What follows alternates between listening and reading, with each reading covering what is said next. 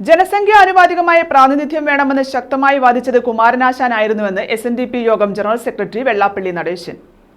കുമാരനാശാൻ ദേഹവിയോഗ ശതാബ്ദി ആചരണ ഉദ്ഘാടനവും merit award വിതരണവും കൊല്ലം SN കോളേജിൽ നിർവഹിക്കുകയായിരുന്നു അദ്ദേഹം. ശ്രീനാരായണ ഗുരുവിന്റെ നേരിട്ടുള്ള നിർദ്ദേശമനുസരിച്ച് SNDP യോഗത്തിന്റെ സെക്രട്ടറിയാവുകയും ഗ്രന്ഥകാരൻ, അധ്യാപകൻ, പത്രാധിപർ, സംഘടനാ പ്രവർത്തകൻ തുടങ്ങിയ നിലകളിൽ സംഭാവന നൽകിയ മഹത് വ്യക്തിയായിരുന്നു കുമാരനാശാനെന്നും വെള്ളാപ്പള്ളി നടേശൻ പറഞ്ഞു. ജോലി വേണം, ജനസംഖ്യാന്മാരുടെ പോലീസ് വേണം, റവന്യൂ വേണം എന്നെല്ലാം ഭരണസഭയിൽ ശക്തമായി ആവശ്യപ്പെട്ടു കുമാരനാശാനാണ്.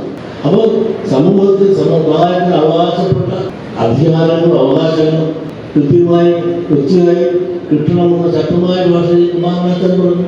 കുമാരനാശാൻ നല്ലൊരു വ്യവസായിയായിരുന്നു. ശ്രീനാരായണ ഗുരു എംപ്ലോയീസ് കൗൺസിൽ, ശ്രീനാരായണ ഗുരു റിട്ടയർഡ് ടീച്ചേഴ്സ് കൗൺസിൽ, കേന്ദ്ര സമിതി, PTA staff association, SN college എന്നിവയുടെ സംയുക്താഭിമുഖ്യത്തിലായിരുന്നു പരിപാടി സംഘടിപ്പിച്ചത്.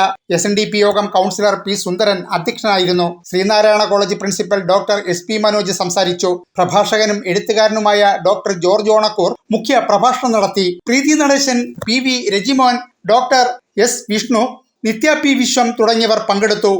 News bureau, Karunagappally.